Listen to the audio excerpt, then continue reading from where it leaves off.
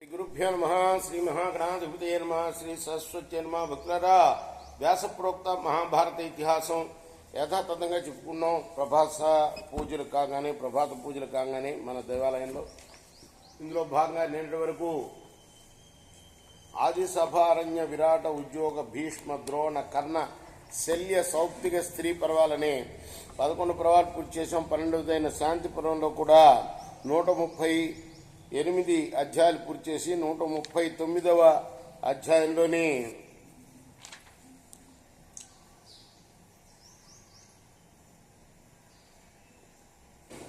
102వ శ్లోకం వరకు చెప్పుకున్నాం. ఈ రోజున 103వ శ్లోకం నుండి కొనసాగించే ముందు వ్యాస భగవాను ప్రార్థన చేసుకుందాం.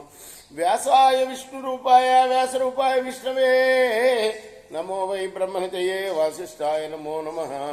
నారాయణం నమస్కృత్య నరం చైవ నరోత్తమం దేవీం సరస్వతిం వ్యాసం తతో జయముదీరయే. సమర్థ సద్గురు సాయినాథ్ మహారాజ్ కీ జై.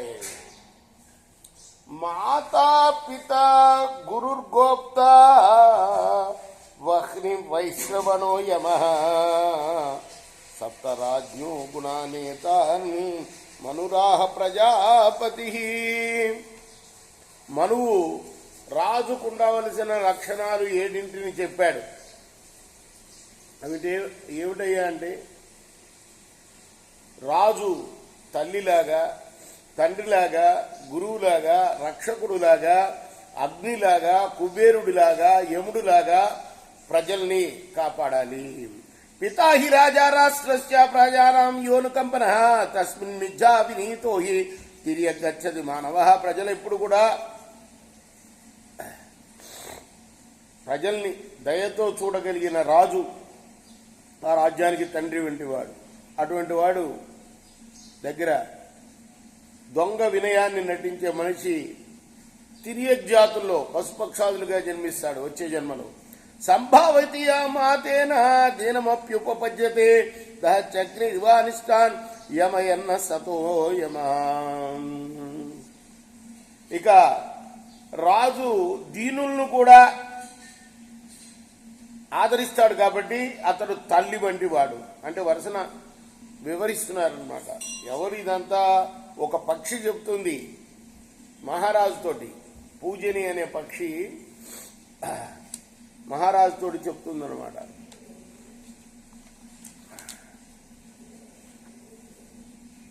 బ్రహ్మదత్త మహారాజు ఇంట్లో ఈ పక్షి ఉండేది. రోజు కూడా ఈ బ్రహ్మదత్త మహారాజు కొడుకుకి తన బిడ్డ పక్షికి 2 మంచి ఫలాలు తీసుకొచ్చి ఇస్తూ ఉండేది. అటువంటి ఒక రోజున ఈ పిల్లవాడు పెద్ద అయిన తర్వాత ఆ పక్షిని గొంతు పిసికి చంపేస్తాడు ఆటలాగా. అప్పుడు పక్షి ఏం చేస్తుంది? రాజు కొడుకు గుడ్లు పీకేస్తుంది. వాళ్ళిద్దరి మధ్య సంవాదాన్ని భీష్ముడు ధర్మరాజుకి చెప్తున్నాడు అనమాట. ఇదంతా ఈ పక్షి చెప్పే మాటలు ఇప్పుడు మనం చెప్పుకున్నాం. రాజు అనేవాడు 7 రకాలుగా ప్రజల్ని నడిపించాలి అని చెప్తున్నాడు. తండ్రి ఎలా ఉండాలి? దయతో ప్రజలను చూస్తే వాడు తండ్రిలాగా పరిపాలించినట్టు, అలానే దీనుల్ని వాళ్ళని ఆదరిస్తే వాడు తల్లిలాగా చూసినట్టుగా, ఇష్టేషు సృజన్నర్థాన్ కుబేరైవ కామద గురు ధర్మోపదేశేన గోప్తాచ పరిపాలయాన్. ఇక పేదలకి ధనదానం చేసి ఇప్పుడు కూడా ఇస్తున్నారు. నిరుపేదలకి మన పెన్షన్ లాగా లేక భృతిలాగా ఇస్తారు ప్రజాపాలకులు. అలా అప్పుడు కూడా ఎవరైతే ధనం లేదో పేదవారో వాళ్ళకి అర్ధదానం చేసి కుబేరుడులాగా అవుతాడు రాజు. ఎస్సు రంజైతే రాజా పౌరజానపదాన్ గుణై నతస్య భ్రమతే రాజ్యం స్వయం ధర్మానుపాలనాత్. ఇక రాజు ఎప్పుడైతే తాను స్వయంగా ధర్మానుష్ఠానాన్ని చేస్తూ పౌరులని, జానపదుల్ని అంటే పురంలో నివసించే వాళ్ళని, జనపదాల్లో అంటే ఊళ్లలో నివసించే వాళ్ళని కూడా రంజింపజేయగలిగితే ఆ రాజ్యం ఒడిదుడుకులకు లోను కాదు. స్వయం సముపజానన్హి పౌరజానపదార్చనం ససుఖం ప్రేక్షతే రాజా ఇహలోకే పరత్రచ. తాను స్వయంగా పౌరుల్ని, జానపదుల్ని ఆదరించగల రాజు ఇహపరలోకాల్లో సుఖిస్తాడు.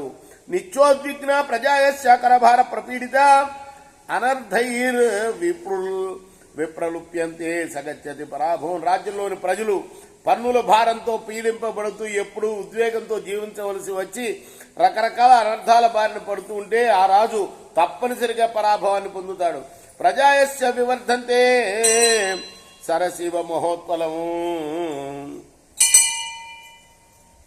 సర్వఫలభాగ్రాజ స్వర్గలోకే మహీయతే. ఏ రాజు ప్రజలు